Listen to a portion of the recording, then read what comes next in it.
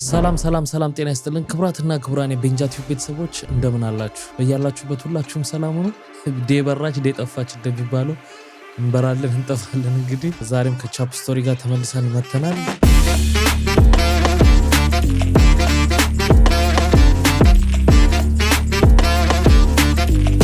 ሰላም አለን እግዚአብሔር ይመስገን ሰላም ነው። እንዴት ነው? ምን አለን አትለው ነገር ጸጥ ብለህ ሹልክ ብለህ መግባት ምንም የለም። ያ ምንም የለም። እንዴት ነው? ሰላም ነው አይደል? አለን እግዚአብሔር ይመስገን። በጠፋንበት ጊዜ አዲስ ነገርማ ምን ብዙ ነገር አለ። በርግጥ ብዙ አዲስ ነገር አለ፣ ግን ያው እንዳናስረዝመው እንዳንንዘባዘብ እንለፈው። አሪፍ አለፍ ነው።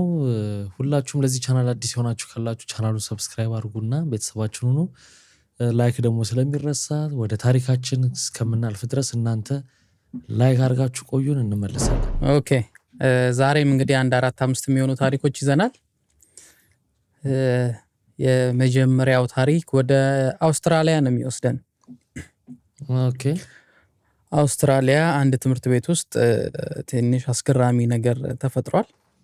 እና አስበው ሁኔታው እንዴት ነው? ትንሽ የአውስትራሊያ በጣም አነስተኛ ከተማ ነች። ኦኬ እና እዛች ከተማ ውስጥ አንድ ሃይ ስኩል አለ። እዛ ሃይ ስኩል ውስጥ ደግሞ የምታስተምር አንድ ሴትዮ አለች። እድሜዋ በ30ዎቹ አጋማሽ ላይ የምትገኝ ሴትዮ ነው፣ አስተማሪ ማለት ናት።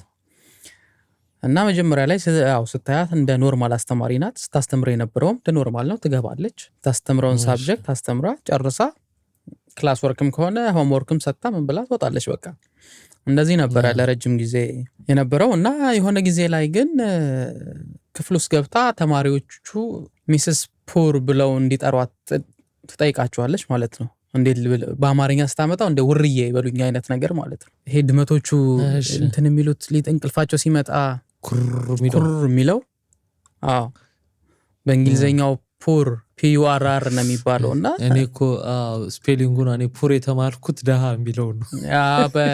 ኦ ሲሆን ነው ኦ ሲሆን ነው እሱ። ይሄ PURR ነው። እና ሚስስ ፑር በሉኝ ብላ በቃ ውርዬ በሉኝ ብላ ትጠይቃቸዋለች ማለት ነው። አስበው ስሟም አይደለም ምንም አይደለም። የሃይ ስኩል ተማሪዎች ናቸው። ያው ግራ ይጋባሉ ማለት ነው። እና እዛ ማንቋረር ምናምን ትጀምራለች ክፍል ውስጥ ማለት ነው። እንደ ድመት መጮህ፣ የተለያዩ ነገሮችን ሄዳ ድመት እያስተማረች በመሃል ነው። አዎ በቃ ትምህርት ክላስ ገብታ እያስተማረች ሄዳ አሁን ድመቶች ሄደው የሆነ ሲያሳክካቸው ወይ የሆነ ነገር ላይ እንደሚታከኩት ምናምን ዴስክ ላይ እየሄደች ምናምን የሆነ እንትን ላይ በቃ ልክ እንደ ድመት ባህሪ ማለት ነው ትታከካለች። በቃ እንደዛ እያደረገች እጇን ፊታቸውን አይታል እንዴት እንደሚያደርጉ ድመቶች አይተ ከሆነ እንደላሱ ይጠርጋሉ።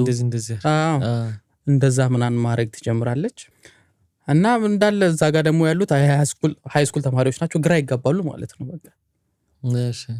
እና ከዛ በኋላ ያው እያንዳንዱ ተማሪ ደግሞ ወደ ቤቱ ሲሄድ ይሄን ታሪክ ይዞ ነው የሚሄደው ለቤተሰቡ። ወደ ቤት ዛሬ እኮ እንትና ምናምን እያለ ማለት ነው። እና አንደኛዋን ልጅ ምን ብላት ነበረ? እንደ ድመት ጩሂና ወይም እንደ ድመት ጩሂ ሳይሆን ይሄ እንደ ድመት አንቋሪና ምን እንደምለው ስለማላቅ ነው አንቋሪና ምለው። እንደ ድመት ልክ ሊተኙ ሲሉ እንደሚሉት እንደ ድመት አንኮራፊና እንደነሱ አንኮራፊና ሎሊፖፕ ሰጥሻለሁ ብላ እንደዛ አስጮሃት ሎሊፖፕ ሰጥታታለች። እና ያው ይሄን ታሪክ ለሃይ ስኩል ተማሪ ሎሊፖፕ። እሺ። ያ እና ያው ቤት ሄዳ ትናገራለች ልጅቷም፣ ያው ሌሎች ተማሪዎችም ማለት ነው። ወላጆች ይሄን ነገር ይሰማሉ። ይሄን ነገር ሲሰሙ በጣም ይበሳጫሉ ማለት ነው። በአንድ በኩል እውነትም አይመስልም። ተማሪዎቹ የሚሰሩት ፕራንክ ወይ ቀልድ ወይ ምናምን ነገር ነው። በቃ ፍንዳታ ተማሪዎች ናቸው። ገባ እና አላመኑም። እና ግን ቀርጸዋታል በተወሰነ መልኩ ምናምን ነገር ማለት በፊት ለፊት በቪዲዮ ምናምን ሳይሆን በደንበር እንደዚህ ናት። የአንድ ተማሪ ጉዳይ ብቻ አይደለም፣ የሌሎች ብዙ ተማሪዎች ናቸው ሄደው ለወላጆቻቸው ያወሩት። እና በቃ በጣም ይገናል ነገሩ ማለት ነው። የዜናዎችን ርዕስ ይዛል ምናምን፣ ሶሻል ሚዲያ ምናምን እንዳለ በቃ ቫይራል ይሆናል ማለት ነው። እሺ። በኋላ ላይ የትምህርት ቤቱ ወላጆችም ኮምፕሌን ያደርጋሉ። ትምህርት ቤቱ ምንድነው የሚለው? እንደዚህ አይነት ነገር ትክክለኛ እንዳልሆነ እናውቃለን፣ ግን እሷ እንደዚህ አላረገችም። ካረገች ትክክለኛ መንገድ እንይዘዋለን ግን አላረገችም ብሎ እሷን ነው የደገፈው። እንደዚህ አታረግም፣ በጣም ጎበዝ አስተማሪ ናት፣ እንደዚህ አታረግም፣ ምንም አይነት ይሄ መዳፍ መላስም የለም ማንቋረርም የለም፣ ይሄ ተማሪዎቹ ዝም ብለው የፈጠሩት ነገር ነው ብሎ ነው ትምህርት ቤቱ የሚከራከረው ማለት ነው። እና በጣም ዲፌንድ ያደርጓታል ማለት ነው። እንደዛ ቢያደርጓትም ግን ያው በስራው አልቀጠለችም ከዛ ትምህርት ቤት አሁን ላይ እያስተማረች አይደለች። የትምህርት ቤቱን ስም ለመጠበቅም ሊሆን ይችላል እሷን ዲፌንድ የሚያደርጉት። ትክክል። እና በጣም አስገራሚ ነገር ነበረ። በተለይ ወላጆች ልጆቻቸውን ኖርማል ትምህርት ይማራሉ ብለው ሲልኩ እዛ ጋር አስተማሪ የሚያስተምረው እንደ ድመት አንዴ ሲጮህ የሚገርም ነገር ስትበሳጭ እንትን ሲሉ ወይ ያወሩ ሊሆን ይችላል ሲያናድዷት ምናምን ማለት ነው። መሀል ላይ ክላስ ላይ እንደንትን ነው የምትጮኸው ድመቶች ሲጣሉ ምናምን የለ እንደዛ ነገር ጮሃ ምናምን ነው የምትቆጣቸው ምናምን። እንዴት ግራ እንደሚያጋባ ምን አይነት የድመት ፍቅር ይዟት ነው ግን እሷ ማለት ከዛ የሚመጣ ነው መቼስ አይደል? ድመት ወይ ኖራታል ከመውደድ እኔ እንጃ ምን የሚያረጉት ነገር ሁሉ ግራ እኮ ነው የሚያስፈልግ ለመስጠት ለነሱ ግራ እንኳን ለኛ ለነሱ ግራ አጋብቷቸዋል አስበው። እና በርግጥ እና በዚህ ተደመደመ ታሪኳ። በቃ ያው ተባራረች ነው ባጭሩ። እዛ ተሰራሚ ይበሉ እንጂ አስተማሪ ስትል አባራዋት ነው የሚሆነው ብዬ ነው ማስበው። ሰሞኑን ኢትዮጵያ የገረፈቻት ነው አይተሃል? አስተማሪዋ በኤሌክትሪክ ነው የተገረፈችው የተባለው። በኤሌክትሪክ ገመድ ይዛት ጨፍጭፋት። ምን አጥፍታ ነው? እናቴ የቤት ስራ አልሰራሽም በስማ በአራት ተማሪ አስይዛ ገረፈቻት። ይሄ እኮ መግረፍ እኮ አይደለም በላልዟል እግሯ እኮ በጣም የለም እኮ በላልዟል፣ ደማምቷል፣ ሁሉ ደም ሁሉ አለ። አሁን ህክምና ላይ እኮና እኔ እናትየዋን ኢንተርቪው አይቼው ነበርና ፖድካስትም ላይ ስንቀርጸው ነበር እና ከደማማች በኋላ ምናምን እንዴት እንደታወቀ ታውቃለህ? ስትሄድ እንደዚህ እግሯ እንዲህ ያረገች ነው የምትሄደው እና ሌላ አስተማሪ አይታት እንዴት ተደፍራ ነው እንዴች ልጅ ብለው ግቢ ውስጥ ያዘቻትና አጠገቧ ደግሞ ሌላ ወንድ ተማሪ ነበር በደፍሯት ይሆናል ብላ እንትን አረገች ነገር ቴንሽን ይዟት ስትይዛት አይ እንደዚህ አልተናገረችው ነበር። ከዛ እንዲህ ተገረፌ ነው ያው ዳይሬክተሩ ጋር ሰርቻት ያው ታስራለች አስተማሪዋ። ግን በዚህ ልክ በነገራችን ላይ የማይዋሸው ነገር ተገርፈናል በእኛ ጊዜ በደንብ አስተማሪ ፊት ዴስክ ሄደ እጅ ከፊት ያሉት ሰዎች ይዟል። ግን ቦታ አለው ምክንያት ቺንጋ ጎማውኑ ቄጥህን ነው የምትለው ቄጥህን እጅ ዘርጋ ተብለ እንደዚህም ተገርፈናል። ለዚህ ላይ ሁላ እንደዚህ በማስመሪያ ሁሉ እንደዚህ ከባድ እኮ ነው። ጆሮ ይዘናል። እኔ በቅጣት አምናለሁ ካልበዛ አምናለሁ በቅጣት እንዴ በደንብ እንደዚህ እንደ ልጅቷ አይደለም ነው ልጅ መቀጣት ያስፈልገናል ይመስለኛል። በመጠኑ በልኩ እንዲህ ፈራ ያህል ስነ ስርዓት እንዲህ ግብረ ገብነት ገባ እንዲኖረው ያህል ነው እንጂ የልጅቷ እኮ የሌለ ነው። ወላጅ ሆነስ ታስበው በጣም ከባድ ነውና እንዴ ወላጅን ባትሆን ተደፋፍሯል እንዴ አንተ አይተው እንትና አላለ አልተበሳጨ እንዴ? አበሳጫል እንዴ ማይሆን ነገር ነው ያረጋችው። ለዛውም ቤቢ ሰራ ምናምን ሌላ ነገር የለም እኮ እንዴ ወላጆቿ እንደውም ምንም ግን ወላጆቿ እንትን አላረጉም ማለት ሴትየዋ ላይ ምን ትበል ምስኪናት ለራሷ ውሃ ሸጣ የምታሳድጋት ልጅ እኮ ናት። ውሃ በጀሪካ ሌሊት እየተነሳች ውሃ እየሸጠች ነው እናትየው። እንደውም ገረመኝ እንትኗ ብታገኛት ምን ትያታለች? ምን እላታለሁ ቀን ክፉ ቀን ገጠማት አለች። በቃ ማለት ምን የሆነ ቀን አንዳንዴ ይኸውልህ ሰው የቤቱን ብስጭት ይዞ ይወጣል። ታዲያስ ይሄን እኮ በጣም ፖላይት የነበረች አስተማሪ ልትሆን ትችላለች እኮ የሆነ ተደራራቢ ነገር ትሆንና ለቅጽበት ነርቨስ ትሆንና የሆነ ነገር ላይ ያንን ኢነርጂ ገባ ያንን ብስጭት ልጅቷ ላይ አርጋም ሊሆን ይችላል። ስለ እየደገፍኳት ሳይሆን ግን እናትየው መረዳቷ ገርሞኛል። የመረዳት መጠኗ ማለት ምን እሷ የፈራችሁ እንደውም እንዲህ በመታሰሯና እንዲህ በመሆኗ ገባ ደግሞ ግሩፕ ይኖራትና ጥቃት እንዳይደርስብኝም አይነት ነገር አለች። ገባ ኦኬ አይ ይሄን ያህል እንኳን እስኪሆን አይደለም ተገቢውን ቅጣት ደግሞ ማግኘት አለባት ሌሎች እንዳይደግሙት። ይሄ ምንም ግልጽ ነው። እሱማ ልጅ እንደዚህ ይሄን ያህል ድረስ አይቀጣም እንዴ አይደበደብም በስነ ስርዓት። አረ በዛ ላይ 9 ዓመት ልጅ እንዴ በጣም በምንም ምክንያቱ ለቤት ስራም ባይሆን አንዳንድ ጊዜ ያው እንላለን በስሜት እንደው የቤት ስራ አልሰራሽም ብላ ይናል እንላለን። ሌላም ነገር ቢሆን ይሄን ያህል መሆን የለበትም። ትክክል አይ ገብቷል። እና በጣም ያሳዝናል። እና አስተማሪ ሲነሳ እኮ አስታውሽው በልኩ ነው መሆን ያለበት። እና እቺኛዋ ግን ያው እንደ እንትን ነበር የምትጮህባቸው እንደ ድመት ሲያስቸግሯት ምናምን እያለች ነገ ደግሞ መቧጨር ትጀምራለች። ውጭ እየቆየች እንትን አይሏትም እንጂ ጌድበት ባህሪ ከሆነች እውነት ነው ልጀምር ትችላለች። ምን ይታወቃል። እና አሰናብተዋታል ማለት ነው። አውስትራሊያ እንደዚህ ተፈጥሯል። እንደ ወላጅ ሆነ ስታስበው ነው የሚያበሳጨው እኮ። ልጄ ይማራል ብለህ ትልከዋለህ ወይ ትልካታለህ፣ ገባ ትምህርት ቤት። እዛ ግን ግራ አጋብተው እንደዚህ ይልኩልሃል። ያጋቡልሃል ነው አንዱ እሱ ነው። ሁለተኛ ግን እንደ መብት ደግሞ የውጭ እኮ መብት እናንተኑ እኮ በጣም ግራ ነው የሚያጋባ። እንደ መብት ደግሞ መብቷ ነው። መብቷ የሚሆነው ቤቷ ነው። ስራ ገበቷ ላይ አይደለም፣ ገባ ስራ ቦታ ላይ ለዛውም አስተማሪ ሆነ። እዛ ላይ መብቷ ምንድነው? የተሰጣትን ካሪኩለም በስነ ስርዓት ማስተማር ይብን ከዛ ከቀረበው ካሪኩለም ውጪ ማስተማር ራሱ መብቷ ነው የምትለው አይደለም። እና እንደዛ ሆኗል። እንለፍ የሚቀጥለው ወደ ቱርክ ነው የምንሄደው። እና ቱርክ የሆነ ጊዜ ላይ ቱርክ ውስጥ አንድ በጣም 7.8 ማግኒቲዩድ ያስመዘገበ መሬት መንቀጥቀጥ ተከስቶ ነበረ። እና በጣም በብዙ ምንድነው መለኪያው? ሬክተር ምናምን ሲሉ ነው የምሰማው። ሬክተር ስኬል። ሬክተር ስኬል ነው። ያሁኑ አንተ የጠራኸው ምንድነው? ማግኒቲዩድ ነው ያልኩት። 7.8 የሆነ ማግኒቲዩድ ያለው እና በዛ ወቅት በጣም ብዙ በ10 ሺዎች የሚቆጠሩ ሰዎች ሞተዋል፣ ተፈናቅለዋል። ያው ብዙ ችግር ደርሶባቸዋል። እና ከነዛ መካከል አንድ አሊ የሚባል ሰውዬ ነበረ የተረፈ ማለት ነው። ከዛ መሬት መንቀጥቀጥ ቤቱም ፈርሶ ምን ብሎ ከቤተሰቡ ጋር ምንም ሳይጎዳ እሱም ሚስቱም ልጆቹም ሳይጎዱ ተርፈው ነበረ። እና ይሄ ሰውዬ ግን ያንን ፍርሃት የመሬት መንቀጥቀጥ አሁንም ተነስቶ ተደርምሶ እንሞታለን፣ የባለፈው አይነት ሁኔታ ይፈጠራል የሚለውን ፍርሃት ከውስጡ ማውጣት አልቻለም። ገባ በቃ እንትን ሆነበት፣ ተቀርጾ ቀረበት አይምሮ ውስጥ።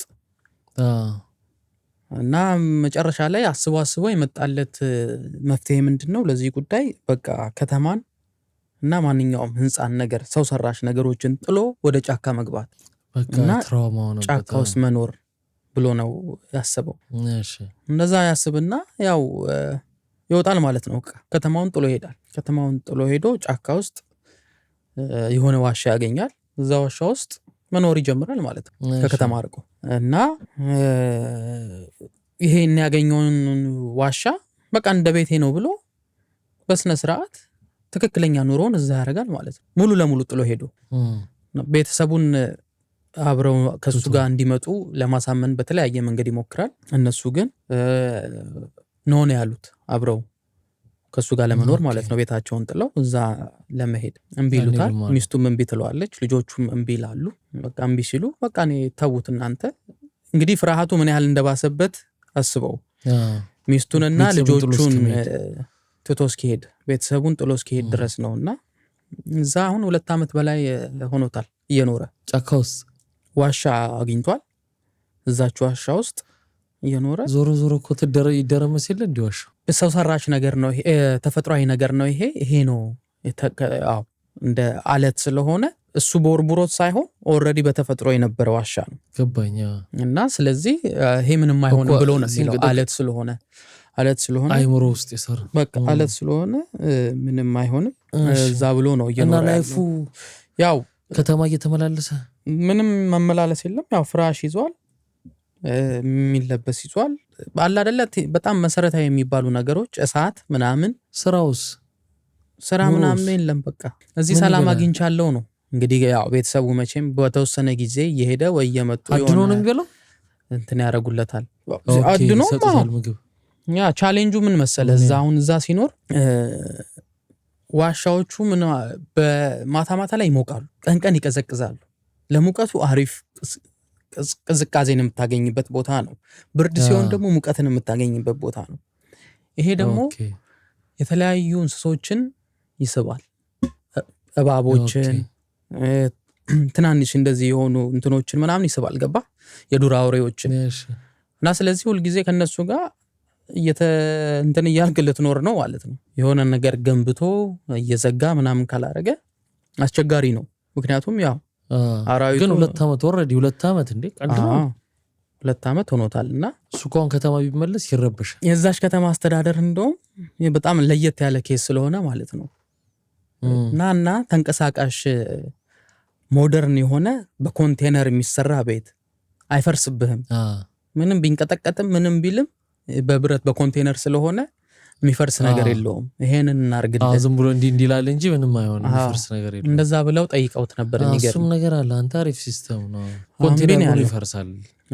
የጃፓኖቹ አሁን ብዙ ጊዜ ቤት ሲሰሩ ቤንድ ያደርጋል ብሎ ይመለሳል። ድሮ ልጅ ሆነን አይተህ ከሆነ ወይ መጠጫ የሚሰጥ መጠጫ አለ ወድቃ ትመለሳለች። ራሷ እንዳይደፋ ብትደፋም ትንሽ ትደፋ ከባድ ነው። እንዲህ ብላ ራሷ ትቆማለች ተመልሳ። እና የነሱ አሁን የሚሰሩት ቤት እንደዛ ያደርጋሉ። እንደዛ ተመልሶ እንዲህ ተጣሞ ወዲያው ነው የሚቆም። እና እንደውም አብዛኞቹ ቤት ራሱ አሁን ለምሳሌ እዛ ቤት ውስጥ አንድ ሰው ካለ ያለው አንድ ማንኪያ፣ አንድ ሹካ፣ አንድ ሳህን፣ አንድ ነገር መቀነስ እቃ ሁሉ ንቃህ ነው ተደርምሶ ላይ እንትን እንዳይለ ማለት ነው። በዛ ነገር በመሬት መንቀጥቀጥ በጣም ስለሚጠቁ ማለት ነው። እና እነዚህ የዱር አይጦች፣ እባቦች ምናምን ነው አሁን ትንሽ የሚያስቸግሩት። ገባህ? እዛች ዋሻ ውስጥ እየመጡ ምናምን፣ ግን እሱን ተቋቁሞ እዚህ ይኖራለሁ። መንግስት የሰጠውንም ያው እንትን ያደረገውን ማለት ነው። ይሄን እናርግልህ ያለውን የኮንቴነር ብረት ቤቱም እምቢ ብሏል። እና እዚህ ተስማምቶኛል፣ ሰላሜን አግኝቻለሁ ነው የሚለው። እዚህ በጣም ነው ሰላሜን ያገኘሁት ነው የሚለው ራሱ ሲናገር ማለት ነው። ጸጥታው ከተፈጥሮ ጋር መሆኑ፣ ብቻውን መሆኑ፣ ከምንም በላይ ደግሞ ካሁን ተደረመሰብኝ፣ ካሁን ተንቀጠቀጠ የሚለው ሐሳብ አለመኖሩ በጣም እዚህ ከባድ ያስጨንቀዋል ማለት ነው። ደስተኛ ነኝ ትራውማ ምናምን የሚሉት አንድ ያየው ነገር ብዙ ጊዜ እንደውም ወታደሮችን ነው ትንሽ የሚያጠቃው እሱ ትራውማ ምናምን የሚባለው። ይሄ ፒቲኤስዲ ነው ምናምን የሚባለው። ምክንያቱም ጦርነት ቦታ ላይ ብዙ የሚያዩት ነገር አለ፣ ብዙ ነገር ታሳልፋለህ። እና ግን እሱም አሁን ይሄ ነገር ሆኖበታል፣ በቃ ሆኖበት የለ ቤተሰቡን ጥሎ እስኪሄድ ድረስ አንዳንዴ ሰዎች ሞትን ፈርቶ ነው፣ ሞቱን ሳይሆን እስኪሞት ያለውን ስቃይ ፈርቶ ነው ብዬ ነው የምለው። ማለት ሲደረመስብህ ስትታፈን ምናምን አንድ ሞት ግን ይናል ሰው ይፈራል። ሞት ሰው ግን የዚህን ያክል ዘላለም እንደማይኖር ያውቀዋል። ግን በቃ ኖርማል ሞት ልሙት አይነት ሽሽት ነው እኮ። ያው ሞት ምን መሰለህ ትሰማ፣ አሁን ጎረቤት ለቅሶ አለ ወይ እንደዚህ ሰፈር ምናምን ሲባል ትሰማለህ፣ ግን አንተ ጋር የሚደርስ አይመስልም። ሁሌ ሌላ ሰው ላይ ነው የሚመስል። ሁሌ ደግሞ አንተ ላይ ብቻ ሳይሆን አንተም ቤተሰብ ላይ የሚደርስም አይመስልም። አስቸጋሪ ነው ብቻ። እና እሱም በቃ እዛ አካባቢ ነዋሪዎች አይምሮን ስቷል፣ አይምሮን አጥቷል። ምን አይነት ያልተማረ ሰውዬ ነው፣ እንዴት እንዲያደርጋል? ቤትም ተሰጥቶት እምቢ አለ፣ ቤተሰቡንም ጥሎ ሄደ ምናምን እያሉ ያው እንትን ይሉበታል። እሱ ግን ከምንም አይቆጥረውም፣ እንደፈለጉ ይበሉ ነው የሚለው። ከሱ ካለው ከውስጡ ፍራቻና እንትን ከደረሰበት ነገር አይብስብኝም ነው። እና እስከ መቼ ነው እንደዚህ የሚቀጥለው ብለህ ስታስብ እሱ የሚለው ምንድነው፣ ለሁሌ ነው በቃ እዚህ መሆን እንፈልገው፣ ሰላሜን አግኝቻለሁ። ግን ምንድነው ፕላን አለው ወደፊት ሶላር ፓናሎችን አድርጎ ኢነርጂ ለማግኘት ማለት ነው። እንደዛ ካረገ ፍሪጅ ማምጣት እችላለሁ፣ የልብስ ማጠቢያ ማሽንም አስገባለሁ እና አንዳንድ እንደዚህ መሰረታዊ የሆኑ ነገሮችን ለማስገባት እንደዛ አይነት እቅድ አለኝ ነው የሚለው ወደፊት። ያው እኔ ግን ለሱ መፍትሄ የሚሆነው መሬት መንቀጥቀጥ የማያጠቃው ሀገር ዝም ብሎ መሄድ ነው በቃ። እሱ ፋይናንሻሊ ከቻልክ ነው እኮ እሱም ትችላ አቅም ካለ በእርግጥ ቤተሰብን ይዘህ ትሄዳለህ። ግን ያው የአቅም ጉዳይ ነው። እና አሁን ወጥቶ ለብቻው እንደዛ እየኖረ ነው እስካሁን ያለው ከ2 ዓመት በላይ። ያሳዝናል በጣም። እንለፍ የሚቀጥለው ደግሞ ወደ እናት ሀገር ነው አባት ሀገር የሚሉት ሩሲያን። የጀርመን አባት ሀገር ነው ሩሲያን እንጂ አባት ሀገር። አሁን የሰጠው መልስ በጣም ደስ ይላል። የመንሱር የተጠየቀው አይነት በጓደኛ ፕራይቬት ጀት ነው የመጣሁት ያለው። የጠየቀው እኮ ሌላ ነው። ወደ ራሻ ነበር የጠየቀው። የራስህ ግል ጀት አለ ሆይ ተብሎ ተጠይቁ እና እንደ ከዛ አይተናነስም አሁን የመለስከው አንተ። እና ወደ ራሽያ ነው የምንሄደው። ራሽያ እንግዲህ እንደምታውቀው ያው ተጧጧፏል። መጀመሪያ ግን አባት ሀገር ነው እናት ሀገር ነው? እርግጠኛ አይደለሁም ማለት ኦኬ እሺ ግን እንደው ብገምት እናት ሀገር የሚሉ ይመስለኛል ኦኬ እስቲ የሚያውቁ ተመልካቾች እንግዲህ ኮመንት ላይ ያካፍሉን። የጀርመን ግን የታወቀ ነው አባት ሀገር ነው። አባት ሀገር ኩባም አባት ሀገር ነው የሚሉት። ግን እዚች ጋር አንድ ሳልጠቁም አላልፈው ነገር አባት ሀገር ሆኖ ለሴት ግን ያለው ኦቨር ነው እንትኑ መብት ምናምን ገብቷል። ሴት ውሻ የቤት እንስሳ ከዛ ወንድ ይባላል። ግን የተጻፈ ነገር አላየውም። ግን እንደዛ ዝም ብሎ ይባላል በልምድ እንደዚህ ተብሎ ሊጻፍም አይችልም። ከዮማን በፊት ይደረግ አይችልም። ግን ቅድሚያ ያለውን ከዛ ውሻ ከዛ ነው ወንድ ተብሎ እንደ እውነተኛ ተርጎ ተወስዷል። ያው ምን ያህል እንትን እንደሆነ ለመግለጽ የተጠቀሙበት ነው ይመስለኛል። እንዴ ሊሆን አይችልም። ኖርማል አንተ ካየኸው ግን እንደዛ አይደለም። ካየኸው ሁኔታዎች እንደዛ አይደለም። አይ የሴት ግልጽ ነው። የሴት በጣም በቃ የሴት መብት ምናምን ስለ የተለየ ከሆነ ሳይሆን ትንሹ ነገር ሴት ላይ የሚደረገው ነገር ኤግዛጅሬት ይደረጋል ማለት ጥቃትን እያበረታታው ምናምን እኮ አይደለም። ግን በጥቃት ብቻ አይደለም በቃ እንዲሁ ኖርማሊ በህይወትም ላይፍ ላይ ሴት የሚለው ነገር ታያለ እና እንጂ ከዛ በኋላ ውሻና ወንድ ግን ሲበላለት እኔ ባለኝ ኤክስፒሪየንስ የትም ጋር አላየሁም። አይ ለመግለጽ የተጠቀሙበት ይመስለኛል። አዎ እንዴ ሊሆን አይችልም። ሎጂኩ ራሱ ተወስዶ አዎ። እና ለማንኛውም ወደ ራሽያ ነው የምንሄደው እና እየተቀጣቀጡ ነው ከዩክሬን ጋር እንደምታውቀው። እና በዚህ ጦርነት ላይ አንድ ተዋጊ እንደዚሁ ፍለፊት ላይ ያለ የሚዋጋ ሰው ያለ እና የተዋጋ ያለ የሆነ ቀን ሄልሜቱን ጥይት ይመታዋል ማለት ነው። እሺ ሄልሜቱን ጥይት ይመታውና ይወልቃል፣ አውልቆ ትሄዳል በጭንቅላቱ ላይ ማለት ነው። ከዛ በኋላ አዳነኝ ሄልሜት ምናምን ብሎ በቃ ያው ውጊያውን ይቀጥላል። ግን ምንድነው ዩክሬናዊ ነው ራሽያዊ ነው? ራሽያዊ ነው። ኦኬ እና ግን አይኑ በጣም ያብጣል ማለት ነው። ከመጠን በላይ እዚህ ጋር በቃ እንደዚህ ከግንባሩ ጀምሮ እንደዚህ አይኑ እንዳለ ያብጣል አንደኛው ማለት ነው። እና በቃ እንግዲህ ያው ሄልሜቱን ሲመታው ያው ስሜቱ ተሰርጉዶ የተወሰነ ያህል አግኝቶኛል እዚህ ጋር እና ያ ነው ብሎ ነው ያሰበው እና መዋጋቱን ይቀጥላል ማለት ነው። ቢያብጥም ያው እብጠት ነው በቃ ምንም እና እንደዛ እያለ ይቀጥላል ማለት ነው ለ7 ተከታታይ ቀናት። ከዛ በኋላ በዛ ሁኔታ ፍለፊት ቆይቷል ላይ እየተዋጋ ነበር። እንዲሁ ቁጭ ብሎ ሳይሆን ደግሞ በደንብ የተፋፋመ ጦርነት ያለበት እንትን ውስጥ ነው እየተዋጋ የቆየው እና ከ7ኛው ቀን በኋላ እንደገና በሌላ ነገር እሺ ሌላ ቦታ ላይ ኦኬ። ከዛ በኋላ ያንን ለመታከም ያው ከፍለፊት ከግንባር ይነሳና ወደ ሕክምና ቦታ ይሄዳል ማለት ነው፣ ይወስዱታል። ከዛ እነሱ ደግሞ ያኛውን የተጎዳውን ፓርት ትሪት አድርገው የአይኑን ነገር ግን በጣም እንትን ስላላቸው እዚህ ያበጠው እስካሁን እንዳበጠ ነው እና ይሄ ነገር እስቲ ብለው ተጠራጥረው ኤክስሬይ ያደርጉታል ዶክተሮቹ ማለት ነው። እሺ እና ኤክስሬይ ካደረጉት በኋላ ኤክስሬዩን ፎቶ ይዘው መጣው ሁሉም ጸጥ ነው ያሉት በድንጋጤ ፎቶውን ሲያዩ ማለት ነው። ኤክስሬይ የሚያሳየው ምንድነው ጭንቅላቱ ውስጥ የጠመንጃ ጥይት አለ ጭንቅላቱ ውስጥ ማለት ነው። የሽጉጥ አይደለም የጠመንጃ ጥይት አለ ትልቅ። እሺ ጨርስ ገባህ? እና እሱ ምንድነው የዛኔ መቶኛ አለፈ ብሎ ያለው ገብቶ ተቀርቅሯል። እንዴ የገባበት ቦታ የለም እንዴ? አብጧል። በቃ እሱ ምንም አልታወቀው አብጦ እንዳለ እንትን ብሏል። ጥይት ደግሞ ብዙ ጊዜ የገባበት ቦታ አይተ ከሆነ ትንሽ ነው የሚሆነው የሚወጣበት ነው ቡትርፍ አድርጎ የሚወጣ የሚገባበት ይፈልግ ቢሆን ቅል አይደል እንዴ?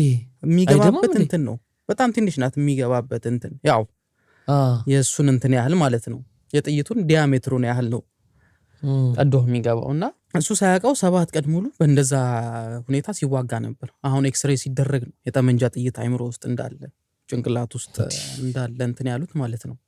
ባለፈው አስታውሰ ከሆነ በጣም ገርሞ ነበር ቾፕስቲክ የአይን ቀፎ ውስጥ ገብቶ እኮ አንተ አሁን አይገርምም እንዴ? በየት በኩል እንዴት የገባበት አይደማም እንዴ? ወይ ቀዳዳ እንዲፈልግ እሱማ ያው ሊደማ ይችላል ሊበልዝ ይችላል ምናምን፣ ግን እብጠቱም አለ ገባ።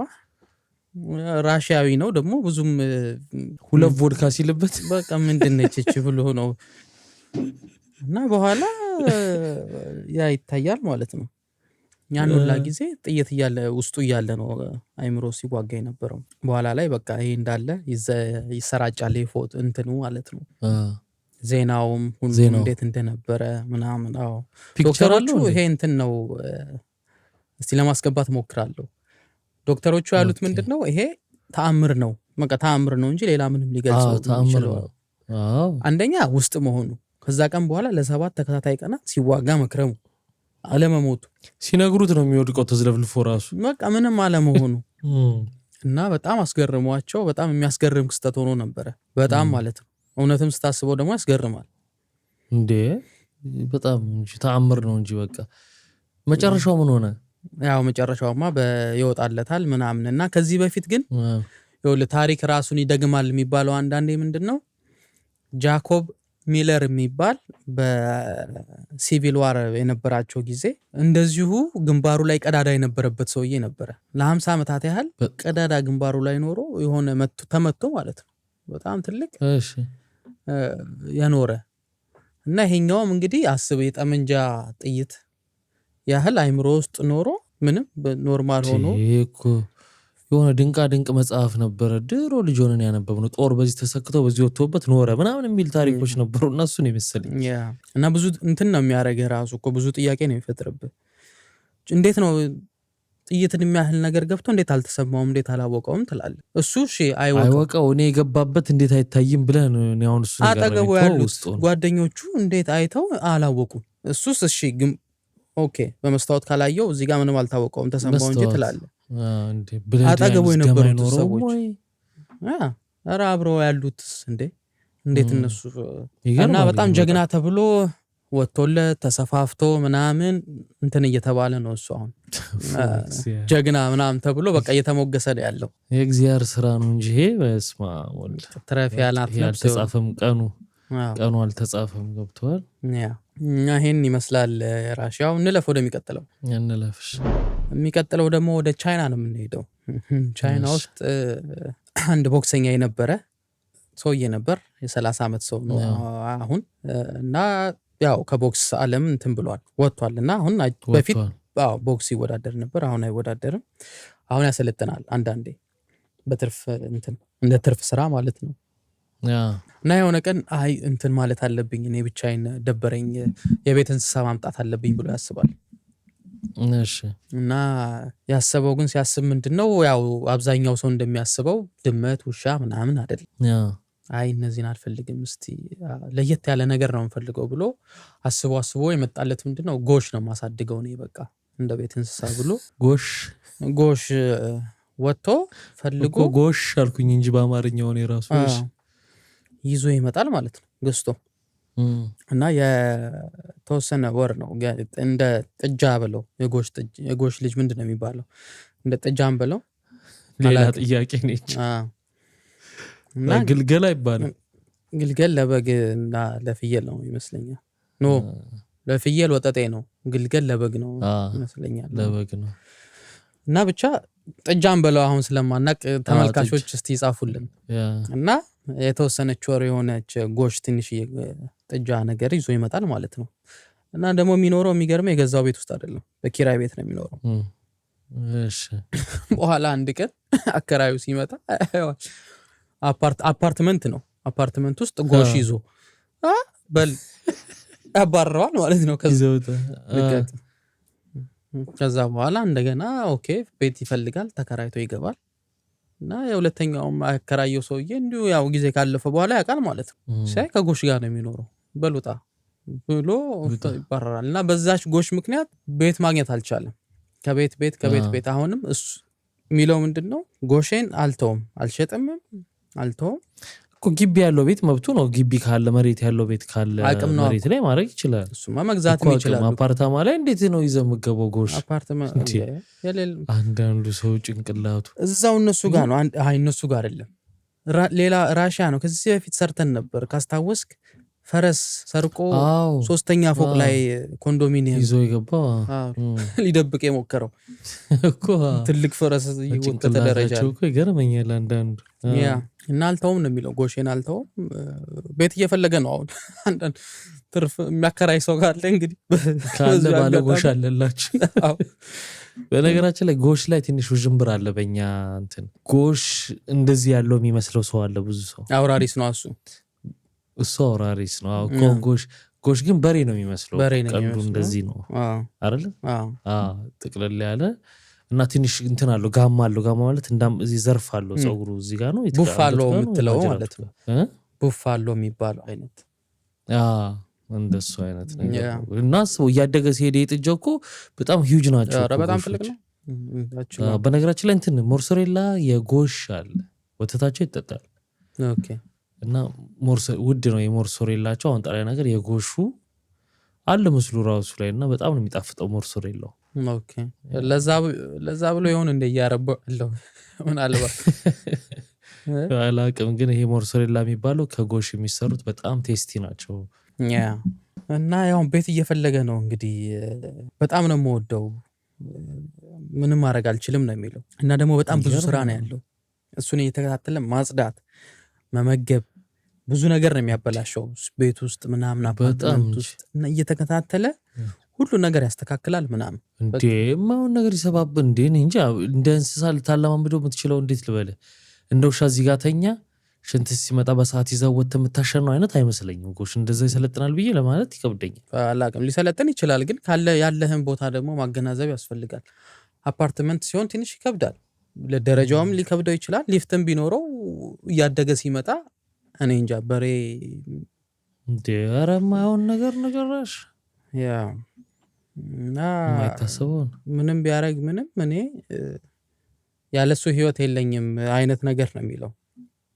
በቃ እንደዛ እንደ ቱርኩ ሰውዬ ጫካ መግባት እሱ ወደ ጎሹ ሰፈር መግባት ያ አንደኛውን እዛ ነው ብዙ አያስቸግርም ነው የሚለው። በጣም የተረጋጋ ጎሽ ነው የሚለው። ሲርበው ብቻ ነው ትንሽ ምን አገባኝ የሚቅኖጠነጠው። ሲርበው ይቅኖጠነጣል በጣም አለ እና ሳር ምናምን ቤት አፓርታማ ውስጥ እየነሰነስክ ልታበላው ነው።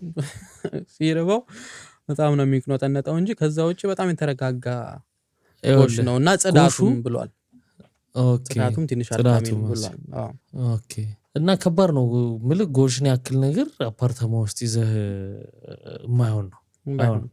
ኧረ የማይሆን ነው ደግሞ ሳንሱሬ ጥሎታል ብሏል። አስረስ ሳንሱሬ ጥሎታል። የማይሆን ነው እና ቤት እየፈለገ ነው አሁን። በቃ አያገኝም እንግዲህ በዚህ ሁኔታ መሬት ላይ ያለ ቤት ወይ እንደ እንትን ያለው በረት ያለበት ነገር ወይ ሰፊ ግቢ ነገር ምናምን ካልሆነ ቅድም ልል የነበረው ምንድነው የጎሹ ጸባይኛ ሆነ አመለኛ ሆነ ለአከራይ ምኑ ነው ምንም አይመለከተውም። ጸባይኛው ስለሆነ ስላልሆነ ምን አገባ። ለሚያሳድገው ሰውዬ ነው ጸባይኛ መሆኑ አመለኛ መሆኑ እንትን የሚያደርገው ማለት ማተር የሚያደርገው እንጂ ለኔ ለአከራዩም ጎሽ ነው ይጸዳዳል ምን ይላል ቤት ያበላሻል በቃ ለኔ እንደዛ ነው። ስለዚህ ጸባይኛ ነው ብትለኝ አላከራየህም። አመለኛም ነው ብትለኝ ለኔ ያው ነው ገባህ። እሱ አይረብሽም ማለቱ ከመከራየቱ ጋር የሚያገናኘው ነገር የለም። ከቤቱ መበላሸት ጋር ነው የሚያገናኘው። ከዚህ በፊትም እኮ እዛው ቻይና ውስጥ የሆነ ጊዜ የሆነ ሰውዬ አፓርትመንት ተከራይቶ ዶሮ እያረባበት የተያዘ አለ። እሱንም አይተናል። ለምን እንደዛ እንደሚያደርጉ አላውቅም። ቦታ ለምን መሬት ያለበት ተከራይተው እንደማያደርጉ እና አሁን ለማንኛውም እንግዲህ እየፈለገ ነው 3ኛ ቤት ይቅናው እንግዲህ አርዶ ይብላው ይቅናው። እንግዲህ እንለፍ ወደሚቀጥለው። እሺ የሚቀጥለው እዛው ቻይና ነን። በሚገርም ሁኔታ እዛ አንድ ይሄ ኢንቨስቲጌቲቭ ጋዜጠኞች የሆኑ ይፋ ያደረጉት መረጃ ነበረ እና ያ ይፋ ያደረጉት ነገር ምንድነው አሁን ለዛው ቻይና ሀገር ውስጥ ራሱ ሆኖ ለቆዳ የሚሸለቱ እንስሶች አሉ አይደል? የሚሸለቱትን ስጋቸውን ለምግብነት መሸጥ አትችልም። ፈራቸው የሚሸጠውን ቆዳቸውን እንዲግሽልጥ አድርገው ያ ይሸጥ የለ ስጋውን ለምግብነት መሸጥ አይችሉም። ለምን? ተጋላጭ ሆኗል ለፀሐይ ነው። አንተ በግልህ ከሆነ ለራስ እንደፈለክ በንጽህና ጉዳይ ምክንያት ማለት ነው። ለቆዳ የሚፈለጉት ጋር ብቻ ብዙ ንጽህና የለም። ዝም ብሎ ግሽልጥ አድርገው ስጋውን ወደዛ ነው የሚወረውሩት። ገባ? ፋብሪካዎቹ ያንን ስለማያሟሉ ሳይታረዱ አይደል የሚሸለቱት? ኖ መሸለት ማለት እኔ መገሽለጥ ማለት ነው። መሸለትማ አው ከነነፍሳቸው ነው። ቆዳቸውን ነው እንጂ ከነቆዳቸው ፈሩን ይሄ አንዳንድ የሀብታሞች የሚለብሷቸው ፈሮች ምናምን አወቃቸው ከነቆዳው የሚገሸለጡት። ኦኬ እሺ። እንዲህ በቶንዶስ ተቆርጦ አይደለም ምልህ አይደለም እኔ እሱ መስሎኝ ከነቆዳው እንዲህ ከነቆዳው እኛ ጋር ስልቻ እንደሚያወጡት ማለት ነው። ስልቻ እንደሚያወጡት ትክክል፣ እንደዛ ማለት ነው። እነሱን እንስሶች ስጋቸውን መሸጥ አችልም። ለምን?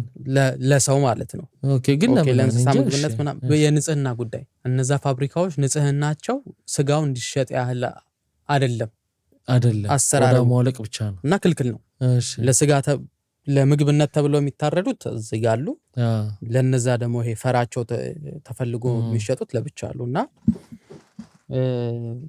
አብዛኞቹ ደግሞ እኮ ቀበሮ ምናምን ናቸው ይሄ ፈራቸው የሚፈልገው።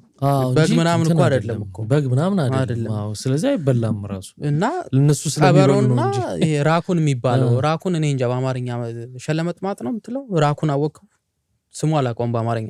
ጭራው ጋር ፈር አለው ስክሪን ላይ እናስቀምጠዋለን እንትኑን እና ኦኬ እነሱ ናቸው ያው ለቆዳቸው ተፈልጎ ነው እንትን የሚባለው እና ስጋቸው መሸጥ አይቻልም። ግን በኋላ ላይ እነዚህ ኢንቨስቲጌቲቭ ጆርናሊስቶች ያገኙት ምንድነው አንተ ሬስቶራንት ሀገር ሰላም ብለህ የበሬ ስጋ አዘህ እየበላህ ነው እየተጎራረስክ ይጣፍጣል እየተባባልክና ያ ስጋ ግን ወይ የቀበሮ ነው ወይ የራኩኑ ነው ምናምን እና ሬስቶራንቶቹ ማያውቁ የበሬ ስጋ ገዛን ወይ የሌላ ለምግብነት የሚውል ገዛን ብለው ነው የሚሉት። ሻጮቹ ናቸው ያው ወይ ፈሽተው የተፈጨ ስጋ አርገው ነው የሚሸጠው ምናምን በደንብ ቀዝቅዞ ፓክ ተደርጎ ምናምን ነው ለነዛ ሆቴሎች የሚሸጠው። ወይ ጉድ ኢቭን ሆቴሉ ቻይና ስለሆነ ብዙም አያሳስብም። ግን የዋጋ ውድድር ብቻ ስላለ ረከስ ካለ ሆቴሉም ይገዛል። ምክንያቱም ያተርፈው ረከስ ያለውን ስጋ ገዝቶ መሸጥ ነው። አንተ እዛ ጋር እየበላ ሲቀመም ምንም አታውቀውም ነው የሚሉት። የጥንቸል ስጋ ነው የሚመስለው የሚሸጥልህም ወይ የበሬ ነው ወይ የጥንቸል ነው ወይ ምናምን ተብሎ ነው እና በምንም አታውቀውም አትለየው። አሁን ግን እዚህ ጋር ቆይ አንድ ቻፒ አስቆምኩ። ያሳሰባቸው ንጽህና ነው እንጂ ምንም ነገር ስለሚበሉ አላሳሰባቸውም። እነሱ ከሆነ የንጽህና ጉዳይ ብቻ ነው ያሳሰባቸው። የንጽህና ጉዳይ ብቻ ቀበሮ የሚሆን ምንም የሚሆን የንጽህናው እሱ የሚያሳስበን እኛ ነን። ገባ? አሁን አንተ ቻይና ሆነ ኧረ እኔ የእንትን ስጋ ልበላም የዚህን ብላዘ ግን የሚመጣልህ አስበው እና በተለይ ንጽህናውን ያሳሰባቸው ክልክል ነው። እናንተን አለ ራሱ ደግሞ ዱቄት አለ የሚያመርቱት ስጋው ይፈጭና ለምሳሌ እዛ ላይ ይነሰነሳል ያዱ እንትን የጣዕም የበሬ ስጋ እንዲል ከሆነ ያን ሲነሰነሱት የበሬ ስጋ ነው የሚል እንዲል ይሆናል እንደሚፈልጉት። የበግ ከሆነ እንደዛው ፍሌቨር በለው በቃ ፍሌቨር አለው እንደዛ ተነስንሶ ተደባልቆ ምናምን ይሸጣል በቃ ለየሆቴሉ ምናምን እና እነዚህ እንትን እያረጉ መርማሪ ጋዜጠኞች ተከታትለው ነው የደረሱበት። ኢቭን ሆቴሎቹ እንኳን አያውቁም ነው የሚባለው። ግን ኖርማሊ ሲረክስ ያው ለምን ረከሰ ምናምን ያውቁ ይችላል። እና በዛ ምክንያት ታውቋል። እና የሚበዛው ደግሞ ክረምት ውስጥ ኖቬምበር ዲሴምበር ምናምን የሆነበት ወቅት ላይ እነዚህ እንትኖች ይበዛሉ። የዛን ጊዜ ነው ብዙ ጊዜ ይሄ ቆዳቸው የሚሸለጠው ምናምን እና በተቻለ መጠን እዛ አካባቢ ላይ ስጋ አትብላ ነው ወጥተህ አዘ ቻይና ከኖርክ በቃ ጭራሽ ኖርማሉን ለመብላት ከባድ ነው። እንኳን ያ እንትንም ያመጣል ነው። ሌላው ችግር ደግሞ ህመምም ሊያመጣብህ ይችላል። ምክንያቱም ያ ቀበሮ ምናምን በስነ ስርዓት ለምግብነት የተወጋ ወይ እንትን የተባለ አልተዘጋጀም እና የተለያየ በሽታ ሊያመጣብህ ይችላል። ገባ? ታደስ ያመጣል እንጂ እና የሚቀጥለው ምግብህን የምትጎርሰው ውሸት ብቻ ሳይሆን በህይወትህም ላይ ቁማር እየተጫወትክ እንደሆነ ወቀው ነው ብለው እና ተጠንቀቁ። በሽታ ነው በኋላ ህይወትህን ሊያሳጣ ይችላል። ተጠንቀቁ። እኔ እኮ ሰውን አንዳንዴ ተጠንቀቁ የሚባለው መልእክት በእኛም ሀገር አየዋለሁ። አንዳንድ ነገር ራስ መጠንቀቅ ማትችላል። ሬስቶራንት ገብተህ ምን ነው የምትጠነቀቀው? ምግብ ታዛለህ። እንዴት ነው አንተ የምትጠነቀቀውማ ባለማዘዝ ነው። ሬስቶራንት ገብተህ ስጋዘህ ባለመብላት እንደዚህ አይነት ነገር ካለ አትብላ ማለት ነው እንጂ እኮ ሬስቶራንት ገብተህ እንደዚህ አትዘዝ ነው። ምክንያቱም አሁን እንደዚህ መኖሩን ካወቅ ካንተር ኦኬ ቤትህ በቃ ህዝቡ ሁሉ ሬስቶራንት አይሄድም። በቃ እንዴት ነው ማለት መሄድ ካለበት ምን ጥንቃቄ እኮ ማለት የምትፈልገውን ነገር ለማድረግ ተጠንቅቀ ለማድረግ ነው። ነፃ ከስጋት ነፃ ሆነ አለማድረግማ በቃ አለማድረግ ነው። አዎ ምልህ ማሳወቅ አለባቸው። እነሱ ደግሞ ይሄን ማለት አለባቸው። እያወቁ ደግሞ ዝም ማለት የለባቸው። እንደዚህ አይነት ነገር አለ።